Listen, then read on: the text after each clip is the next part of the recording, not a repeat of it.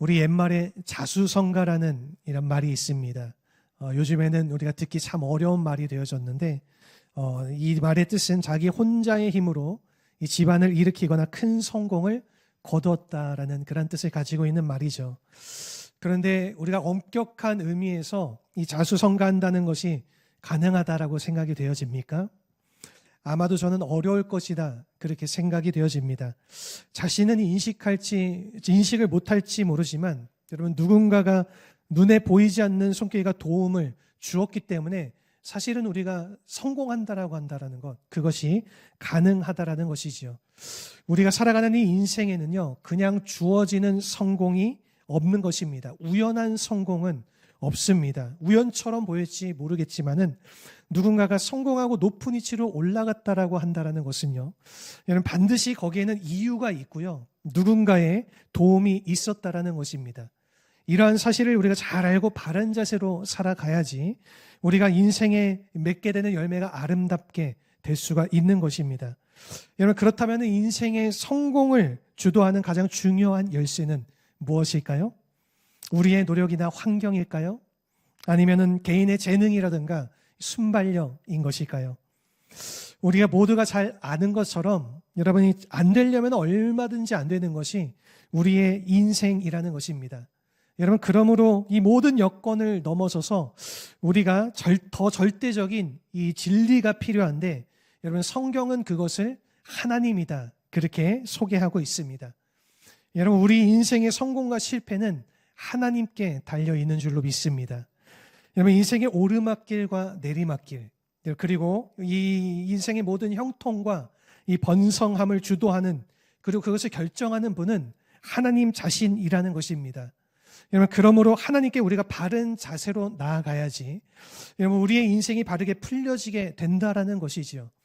그래서 시편 75편 6절에서 7절 말씀을 보게 되면은 시편 기자가 이 다음과 같이 기록을 하고 있습니다. 우리 같이 한번 화면을 보시고 읽어보도록 하겠습니다.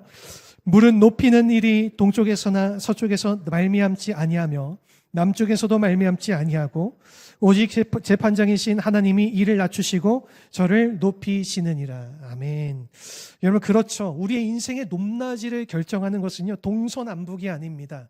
환경적인 여건이라든가 이 세상에서 불어오는 그러한 바람이 아니라 위로부터 오는 것인데, 그것은 바로 하나님 자신이 부어주신다라는 것입니다. 여러분, 이 사실 우리가 바로 알고 믿음의 자세로 하나님께 나아갈 때에 우리의 인생이 바르게 세움을 받게 되고, 그리고 큰 영광을 향해서 나아갈 수 있게 된다라는 것입니다. 여러분, 이런 면에서 우리의 삶의 모습이 추락하지 않고 위를 향하여서 올라가려면은 이 하나님 앞에 바른 자세로 나아가야 될 터인데, 여러분, 우리가 어떠한 자세로 나아갈 때에 하나님께서 우리의 삶을 축복해 주셔서 위를 향해 나아가는 이 비상하는 삶을 허락해 주실까요? 오늘 본문을 보시면은 인생의 추락과 성공에 대한 아주 좋은 예가 소개가 되어져 있습니다. 사무엘상 1장 2절, 우리가 지금 읽어갔던 사무엘상 1장과 2장을 보시면은 두 개의 가문이 소개가 되어져 있는데요. 하나는 엘리 제사장의 가문이고 또 다른 한 가문은 사무엘의 가문, 혹은 그 사무엘의 아버지 엘가나의 가문이다, 우리가 그렇게 말할 수가 있습니다. 엘리 제사장의 가문은요, 그 당시 아론의 직계 자손으로 이 정통 제사장 라인이었습니다. 여러분, 그러니 얼마나 그 권위와 영광이 높았겠습니까? 여러분, 두 번째로 이 엘리 제사장은요, 이 실로에서 이 성막을 지키면서 거기서 드려지는 모든 제사를 총괄했던 가문이었습니다. 이스라엘 이 핵심 제사의 모든 사역들을 그 가문이 다 담당을 했다라는 것이지요. 세 번째로는 이 엘리는요, 이 직책을 수십 년간 해왔기 때문에 그가 누리는 부와 특권은 엄청났습니다. 그 당시 이스라엘은 신정국가이기 때문에 이 신정국가에서 제사장의 직위라고 한다는 것은 대단한 것입니다. 한마디로 요약하면은 이 엘리 제사장의 가문은 명문 가문이다, 그렇게 부를 수가 있는 것입니다. 여러분, 그 반면에 이 사무엘의 가문, 이 엘가나와 한나의 가문은요, 이 내세울 것이 별로 없는 가문이었습니다. 첫 번째로 엘가나도 이 레위 지파였고, 여러분, 그들도 이 제사장의 가문이었지만은 여러분, 아론의 직계손이 아니었습니다. 더구나 예전에 당을 만들고 이 모세와 아론에게 반대했다가 땅이 갈라져서 모두 불에 타 죽는 그런 심판을 받았던 이 고라의 후손들이었습니다. 반역에 가담하지 않은 고라 자손들을 살려주시기는 하셨지만은 수치스러운 가문이었고, 그리고 역적의 가문 취급을 그들이 당했다라는 것입니다. 가문의 영광이 전혀 없는, 한마디로 말하면 몰락한 가문이 바로 이 엘가나 사무엘의 가문이었습니다. 여러분, 이와 같이 외형적인 모습을 보게 되면은 이 엘리의 가문이 훨씬 높아 보이고, 여러분 엘가나의 가문은 초라해 보이는데, 성경은 우리에게 무엇이라고 말합니까? 장차 엘리의 가문은 몰락하게 되고 엘가나의 가문은 비상하게 될 것이다, 그렇게 말씀을 했다라는 것이죠. 우리가 나중에 또 읽게 되지만은 사무엘상 4장을 보시면은요, 이 엘리의 두 아들이 전쟁을 나갔다가 죽임을 당하는 내용이 거기에 기록이 되어 있습니다. 이 소식을 들었던 이 엘리 제사장은 충격으로 의자에서 뒤로 넘어져 가지고 이 목이 부러져서 죽게 되어집니다. 아주 비참한 최후를 맞게 되었다라는 것이죠. 여러분, 그 반면에 이 사무엘의 가문은 승승장구를 하면서 나아가게 되죠. 우리가 읽었던 26절의 말씀을 보게 되면은 아이 사무엘이 점점 자라가면서 여호와와 사람들에게 은총을 더욱 받았다, 이렇게 기록을 하고 있습니다.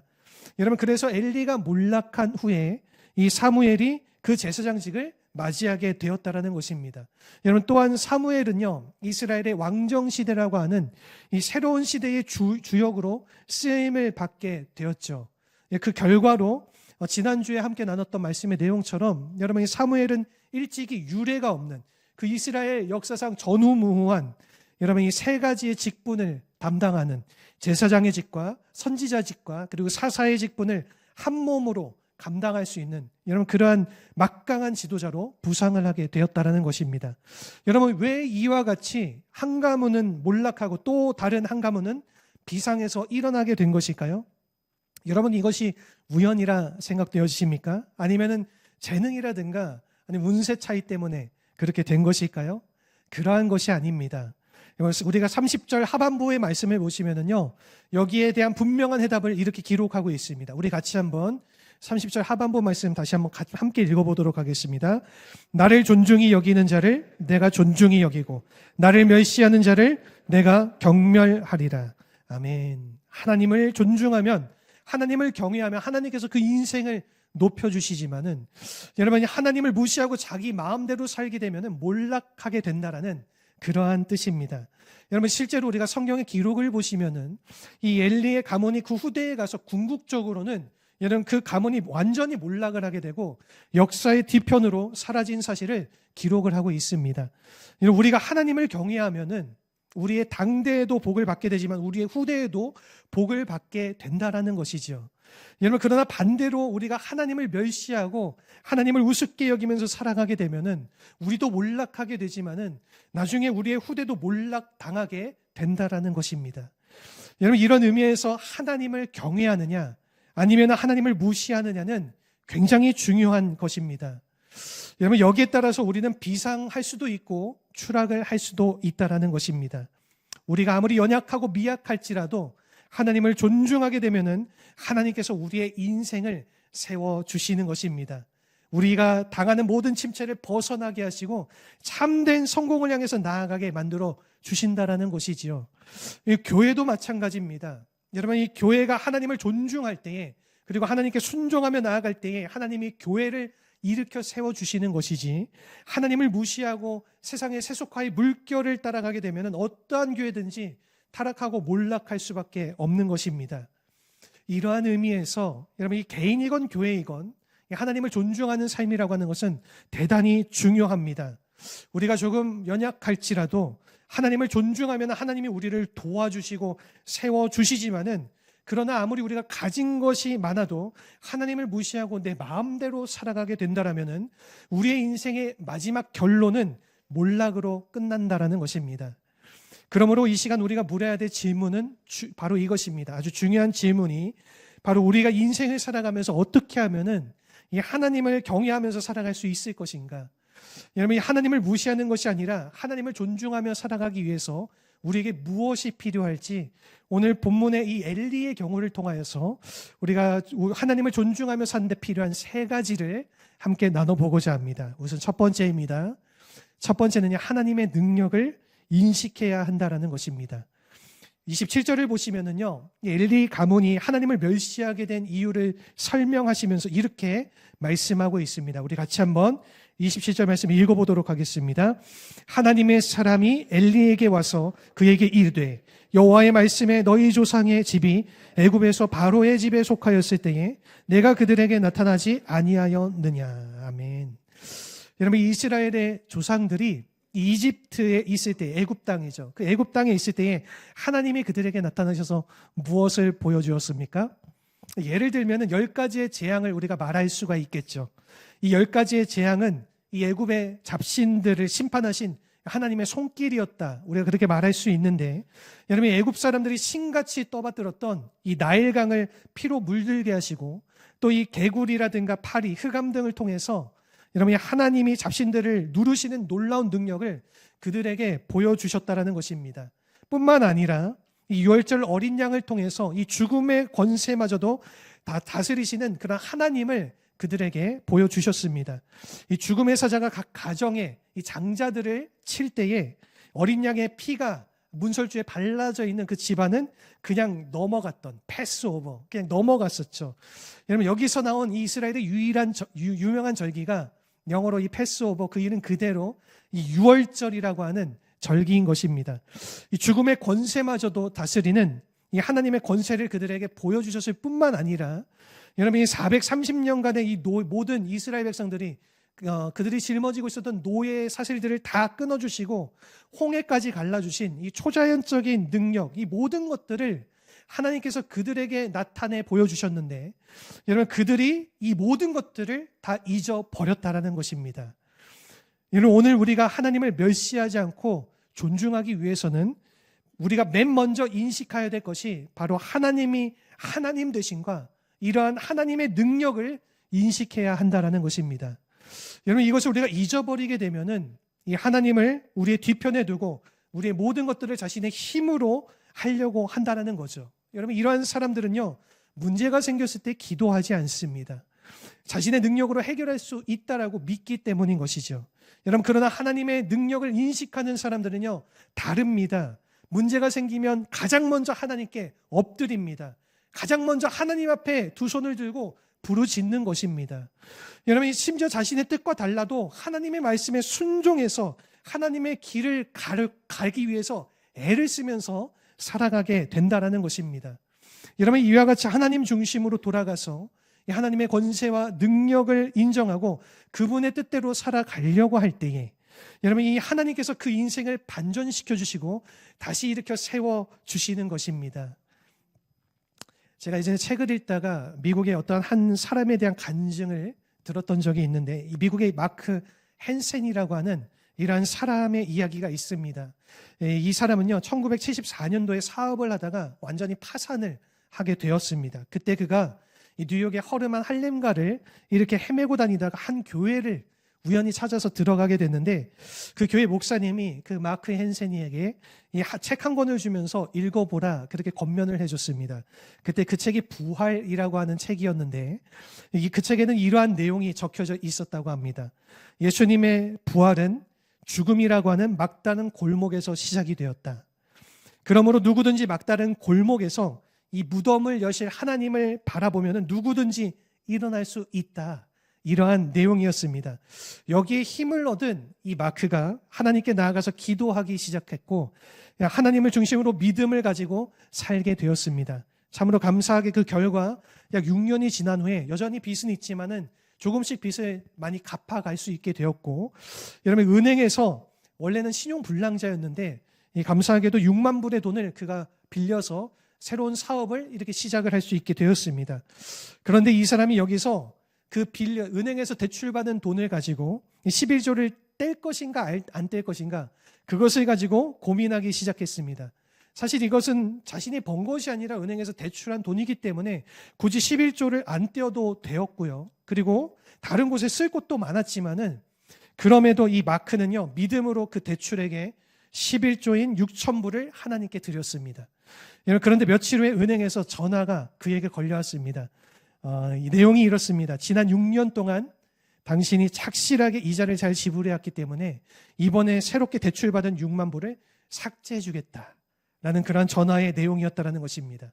이런 불과 며칠 사이에 11조보다 더 많은 보답을 그가 되돌려받게 되었던 것이죠.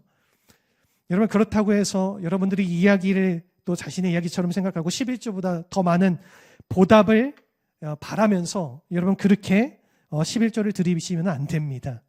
여러분, 11조는 잘 아시는 대로 그것이 무엇입니까? 내게 주어진 물질이 다 하나님의 것임을 선포하는 이 청지기적인 신앙 고백이 아니겠습니까?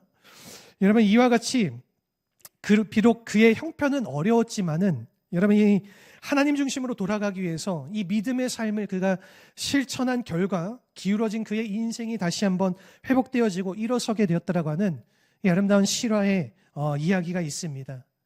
사랑하는 성도 여러분, 기울어진 인생은요, 우리의 힘만으로는 절대로 반전시킬 수가 없습니다. 여러분, 그러나 이 무덤 속에 던져진 이 절망적인 현실이라고 할지라도 하나님을 존중하기만 하면은 하나님께서 그러한 우리의 삶을 다시 일어나게 하여 주신다라는 것입니다. 여러분, 오늘 우리의 삶 속에도 문제들이 참 많이 있을 것입니다. 여러분, 내가 아무리 노력해도 풀리지 않는 상황들이 여럿 있을 것이죠. 여러분, 그런데 이와 같은 문제를 풀려면은 나의 능력이 아니라 이 하나님의 능력을 신뢰해야 한다라는 것입니다. 여러분, 이 그분께 나아가서 그분을 붙잡고 그분의 도우심을 요청하게 되면은 하나님께서 도와주셔서 침체된 우리의 모든 삶을 다시 한번 딛고 일어서게 만들어 주실 줄로 믿습니다. 우리 두 번째는요, 하나님의 은혜를 인식해야 한다라는 것입니다. 오늘 하나님의 능력도 우리가 잘 알아야 되지만은 여러분, 하나님께서 우리에게 베푸신 은혜가 얼마나 위대한가를 이 사실을 우리가 바로 알 때에 여러분, 우리는 하나님 중심의 삶을 회복할 수 있게 된다라는 것입니다. 오늘 본문의 28절 말씀 우리 같이 한번 한 목소리로 읽어보겠습니다. 이스라엘 모든 지파 중에서 내가 그를 택하여 내 제사장으로 삼아 그가 내 제단에 올라 분향하며 내 앞에서 에봇을 입게 하지 아니하였느냐? 이스라엘 자손이 드리는 모든 화제를 내가 내 조상의 집에 주지 아니하였느냐? 아멘. 여기 말씀을 보시면은요, 여러분, 이 하나님이 엘리와 그 조상들에게 베푸신 그 축복과 특권이 얼마나 얼마나 대단했던 것인지를 이렇게 자세히 나열하고 있습니다. 첫 번째로 그를 택하였다, 그렇게 말씀하고 있죠. 하나님께서 오래전에 이미 특별하게 선택해서 그에게 제사장직을 주었다라는 것입니다.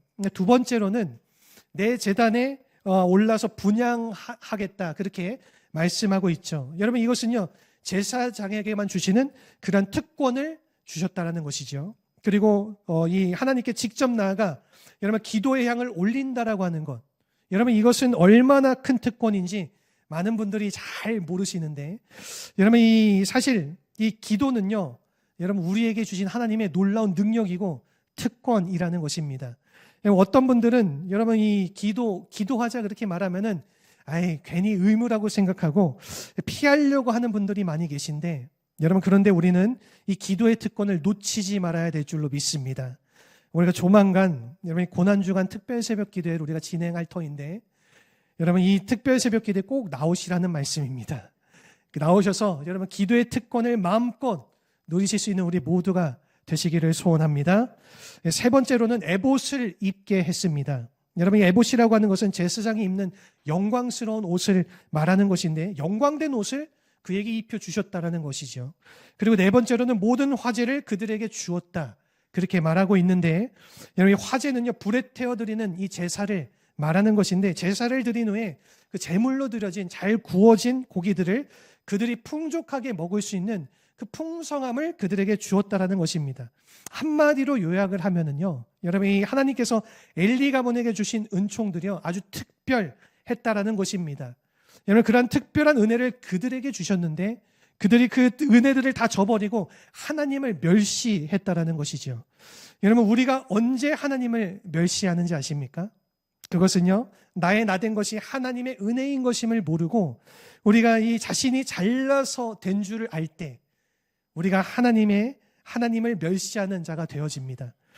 여러분 그러므로 우리가 정말로 하나님을 존중하는 삶으로 돌아가기를 원한다라고 하면은 하나님께서 얼마나 나를 사랑하셨고 나에게 베푸신 은혜가 얼마나 위대한지를 깨달아 알 때에, 여러분 그때에 우리가 하나님께로 돌아갈 수가 있다라는 것입니다. 사실 여러분 엘리에게 주셨던 이 모든 은혜를 하나님께서 여러분과 저에게도 동일하게 주셨습니다.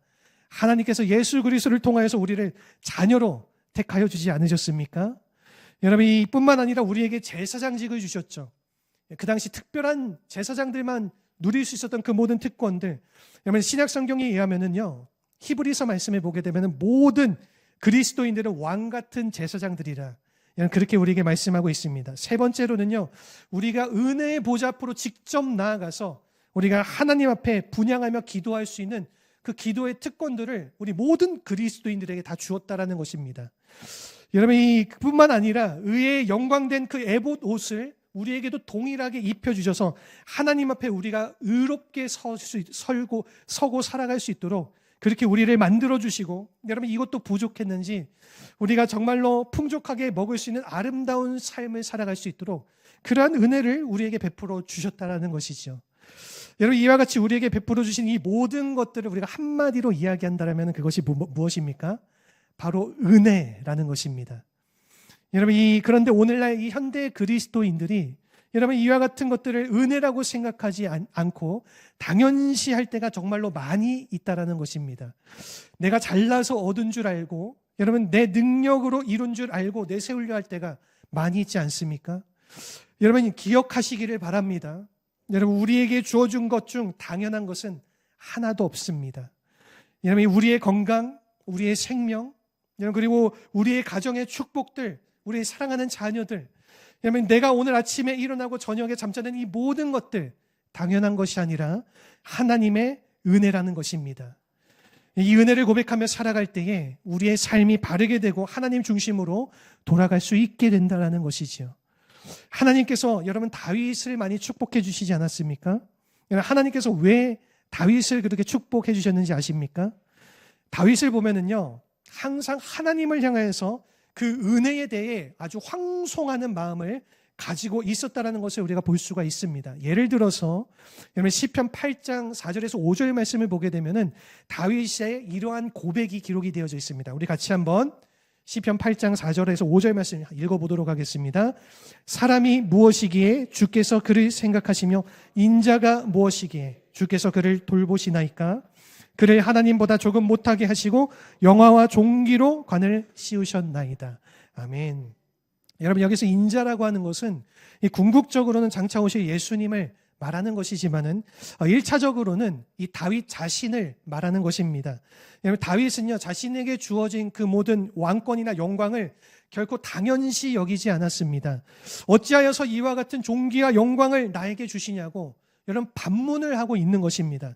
자신이 얼마나 사악하고 더러운 죄인인가를 알고 있었다라는 것이죠. 여러분, 하나님 앞에 돌이킬 수 없는 잘못과 그 범죄함을 행하였던 자임에도 불구하고 여러분 그 하나님께서 자신을 받아주시고 심지어는 존귀한 광까지 씌워주신 것에 대해서 아주 황송한 마음을 오늘 이 시편의 고백을 통하여서 표현을 했다라는 것입니다. 하나님, 나는 죄인인데, 나는 실패한 범죄자일 뿐인데 왜 하나님 이 같은 나에게 왕관을 씌워주시고 영광과 이 존귀를 나에게 주시는 것입니까? 여러분, 이것이 사실 빚진 자의 마음이라는 것입니다. 여러분, 사도 바울도요, 이와 동일한 고백을요, 이 고린도전서 15장에서 했습니다. 여러분, 이 자신이 만삭이 되어서 나지 못한 자다, 그렇게 고백을 했는데, 이것은요, 쉽게 말하면 나는 모자란 칠푼이와 같은 사람입니다. 그렇게 고백을 한 것입니다. 여러분, 더구나 그는 교회를 받게 했던 핍박자이지 않았습니까? 그렇게 자신을 소개하면서 여러분, 하나님의 백성을 잡아 죽이고 박해하고 죄인 중에 괴수 같은 역할을 했던 사람이 자신이라고 그렇게 고백하면서 그렇게 말을 했을 때에 여러분, 하나님께서 이와 같은 바울에게 무엇을 주셨어요? 사도의 직분을 주시고 이 바울을 통하여서 놀라운 복음의 역사를 이루어 살아갈 수 있게 그 삶을 존귀하게 세워주시지 않으셨습니까? 여러분, 이와 같은 하나님의 엄청난 배려 앞에 여러분 바울이 무엇이라고 고백하는지 우리가 고린도전서 15장 10절 말씀 우리 같이 한번 한 목소리로 읽어보도록 하겠습니다. 그러나 내가 나된 것은 하나님의 은혜로 된 것이니 내게 주신 그의 은혜가 헛되지 아니하여 내가 모든 사도보다 더 많이 수고하였으나 내가 한 것이 아니요 오직 나와 함께 하신 무엇이라고요? 우리 다시 한번 무엇이라고요? 하나님의 은혜로다. 아멘. 나와 함께 하신 하나님의 은혜라고 고백하는 것. 여러분, 이것이 바로 하나님을 존중하는 사람의 모습이라는 것입니다. 여러분, 이러한 사람에게는 자랑이 없습니다. 여러분, 결코 성공했다고 까불지 않습니다. 이게 막 드러내거나 막 이렇게 낯이 되지 않고, 여러분, 이 모든 것은 내가 이룬 것이 아니라 하나님의 은혜인 것임을 알기 때문에 여러분, 그렇게 겸손하게 하나님 앞에 엎드리고 철저하게 하나님을 존중하는 삶의 자리로 살아간다라는 것이죠. 여러분, 오늘 우리가 이 사실을 인식하고 하나님의 은혜의 빚진 자로 살아가야지 여러분, 건강하고 하나님이 기뻐하시는 삶의 열매를 맺을 수가 있다라는 것입니다. 오늘날 가끔 보면은요, 우리가 하나님 믿으면서도 계산하고 따지시는 분들 많이 있지 않습니까? 여러분, 누가 날 괴롭히면은 복수하고 이 안갚음하려고 하는 마음들이 우리에게 종종 있습니다.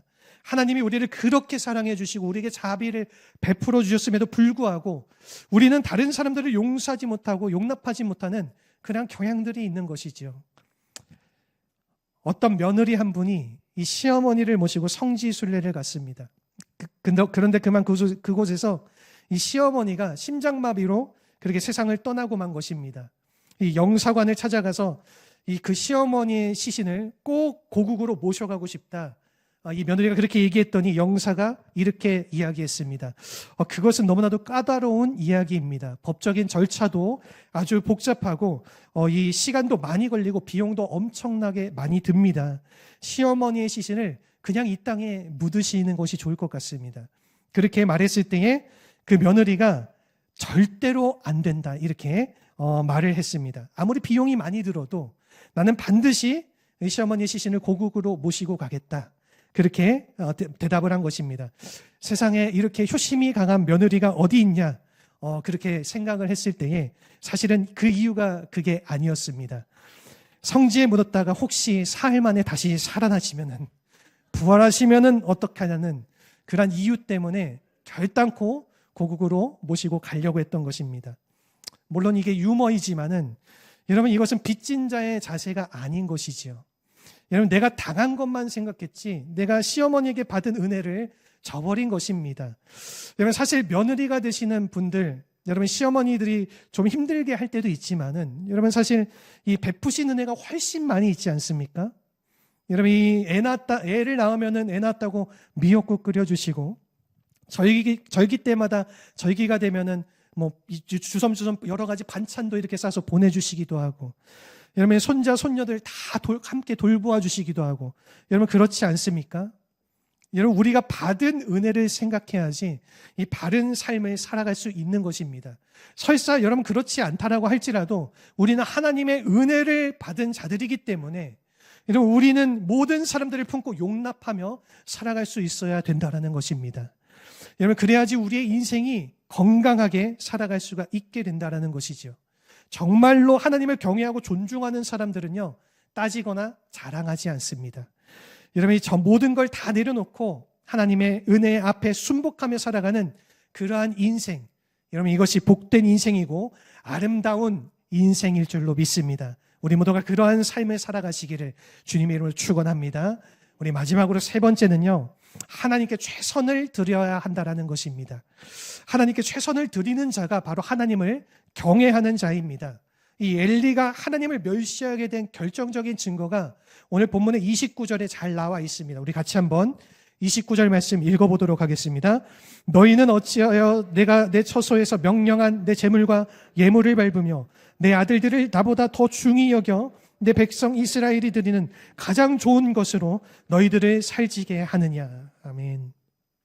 여러분, 이 말씀에 의하면은 이 내 처소에서 내 재물과 예물을 밟았다, 그렇게 말하고 있습니다. 문자 그대로 발로 차 버렸다라는 것이죠.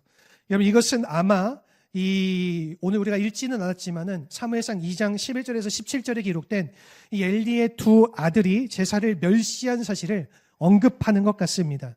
제가 지난 주에도 이 말씀을 드렸지만은 여러분이 그 엘리의 두 아들들이 손에 쇠갈고리를 들고 하나님께 드릴 그 예물들을 먼저 그가 가져가서 먹었다고 하지 않았습니까? 17절 말씀에서는요, 이것을 여호와의 제사를 멸시한 것이다, 그렇게 말을 했습니다. 여러분, 뿐만 아니라 오늘 이 사무엘상 2장 22절의 말씀을 보게 되면은 여러분 이 엘리의 아들들이 회막문에 수종을 드는 여인들과 동침을 했다. 여러분 그렇게 말하고 있습니다. 여러분 하나님의 성막을 이렇게 들어가는 그 회막문인데 여러분 그 회막문을 그 회막문에서 수종을 드는 그 여인들과 제사장들 동침을 했다라는 것이죠. 무엇입니까? 있을 수가 없는 일을 그들이 저질렀다라는 것입니다.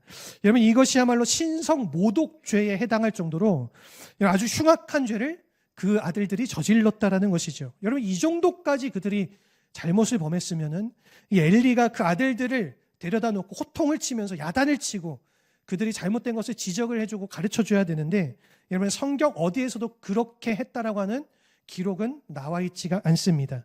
여러분 오히려 오늘 말씀을 보니까 여러분 자기 아들들을 하나님보다 더 중하게 여겨서 가장 좋은 것들을 그들에게 가져다 주었다. 그렇게 말을 했습니다. 여러분 어떻게 이와 같은 행위가 가능한 것일까요? 그것은요 그들이 하나님을 우습게 여겼기 때문인 것입니다. 우리가 정말로 하나님을 알고 하나님을 존중하게 되면요 하나님께 우리의 최상을 드리게 되는 것입니다. 여러분 하나님께서는 그러한 모든 최상의 것들을 받기에 합당하신 분이 아니시겠습니까?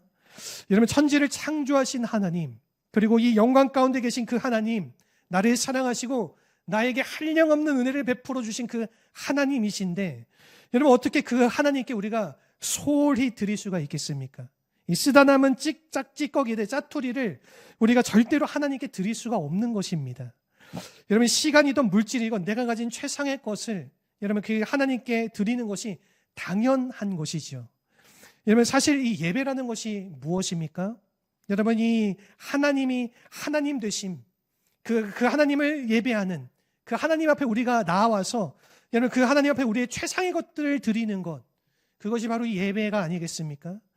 여러분 쓰다 남은 것들을 드리는 시간이 아니라는 것입니다.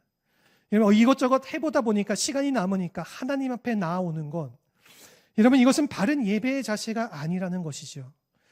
여러분 나의 가장 소중한 시간을 우리가 먼저 준비해서 하나님 앞에 드릴 수가 있어야 하는 것입니다.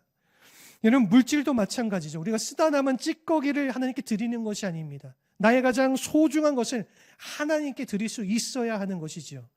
우리의 헌신도 마찬가지입니다. 나의 가장 소중한 시간 하나님께 드릴 때에 하나님이 우리의 삶을 통하여서 영광 받아주시고 하나님의 위대한 일을 감당하게 우리를 사용하여 주신다라는 것입니다. 오늘 본문 말씀과 연관해서 나눌 수 있는 아주 유명한 이야기가 하나 있는데 불의 전차라고 하는 유명한 영화 이야기입니다.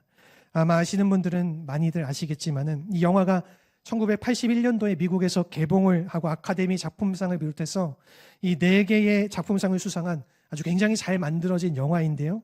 이 영화에 2명의 주인공이 나옵니다. 한 명은 해롤드 아브라함이라는 사람이고 그리고 또 한 명은 에릭 리델이라고 하는 사람입니다. 이 에릭 리델이 우리가 잘 아는 인물일 것입니다. 둘 다 영국 출신의 운동선수인데 여러분 이 해롤드 아브라함은요 사실 유태인 출신으로 1924년도 그 당시에는요 유태인들이 세계적으로 멸시를 받고 있었기 때문에 이 사람은 유태인들의 명예를 위해서 그 올림픽 대회에 출전을 했습니다. 여러분 그런데 에릭 리델은요 그리스도인으로서 하나님의 영광을 위해서 그 올림픽 대회에 출전을 한 것입니다.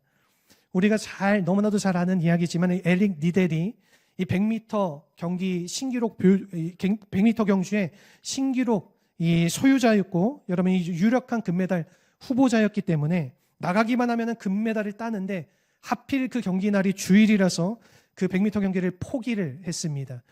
그 대신에 하나님께서 400m 경기에 나갈 수 있도록 허락을 해주셨고 이것이 에릭 리델의 주종목이 아니었기 때문에 우승할 가능성이 거의 없었음에도 불구하고 여러분 결승까지 그가 올라가게 되고 결승까지 올라가게 되고 결승에 나갈 때 에릭 리델의 코치가 그에게 쪽지 하나를 전달해 주었습니다. 여러분 그 쪽지의 내용이 오늘 우리가 함께 읽었던 30절의 말씀의 내용입니다. 우리 30절의 말씀 하반부 내용을 다시 한번 우리 한 목소리로 같이 읽어보도록 하겠습니다. 나를 존중히 여기는 자를 내가 존중히 여기고 나를 멸시하는 자를 내가 경멸하리라. 여러분 이 말씀의 조각을 에릭 리델이 손에 붙잡고 전심을 다해서 경기에서 뛴 결과 그 당시 46초 7이라고 하는 여러분 세계 신기록을 달성하고 금메달을 그가 수상하게 되었습니다. 우승 후에 에릭 리델이요 이러한 인터뷰를 남겼습니다. 처음 200m는 내가 달렸고 나머지 200m는 하나님이 달려주셨습니다. 여러분, 즉 이것이 누가 하신 일이라고 밝힌 겁니까? 하나님이 하신 일이다. 그렇게 밝힌 것이죠. 여러분, 그리고 그 다음해인 1925년도에 그가 중국에 선교사로 갔다가 1945년도에 세상을 떠날 때까지 평생을 복음을 증거하다가 천국으로 갔습니다. 여러분, 얼마나 영광된 삶의 자취가 아닙니까? 사랑하는 성도 여러분, 우리는 우리의 힘만으로는 결코 우승하는 삶을 살아갈 수가 없습니다. 성공하는 삶을 살아갈 수가 없어요. 여러분, 아마 완주하는 것조차 우리는 불가능할지 모르겠습니다. 여러분, 그러나 하나님이 우리와 함께 달리신다라고 하면은 우리는 끝까지 달려갈 수가 있고 하나님 영광 위에서 달려갈 수가 있는 줄로 믿습니다. 여러분, 그리고 그 열쇠는 하나님을 존중하느냐 아니면 하나님을 멸시하느냐에 달려 있다라는 것입니다. 하나님을 존중하게 될 때에 우리 개인의 삶이 번성하게 되어지는 것입니다. 여러분, 이 하나님을 존중하는 가정마다 하나님의 아름다운 회복이 일어나게 될 줄로 믿습니다. 여러분, 이 교회의 부흥도 마찬가지죠. 여러분, 정말로 하나님을 존중하는 교회가 성공하게 되어 있는 것입니다. 여러분, 특별히 성령의 인도를 존중하는 교회는요, 살아나게 되어져 있습니다. 성령을 존중하는 교회는 기도하는 교회입니다. 여러분, 성령을 존중하는 교회는 기적과 표적을 경험하는 교회가 되어집니다. 여러분, 성령을 존중하는 교회는 복음과 성교에 놀라운 부흥을 일으킬 수밖에 없는 것입니다. 저는 우리 교회가 바로 이러한 하나님을 경외하는 교회, 성령을 존중하고 복음과 성교를 위해서 끝까지 달려갈 수 있는 그러한 아름다운 교회가 되기를 간절히 바라고 기도합니다. 사랑하는 성도 여러분, 우리 이 시간 하나님을 존중하는 마음으로, 우리 말씀을 경외하는 마음으로 우리 이 찬양의 고백을 부르면서 우리 함께 기도의 자리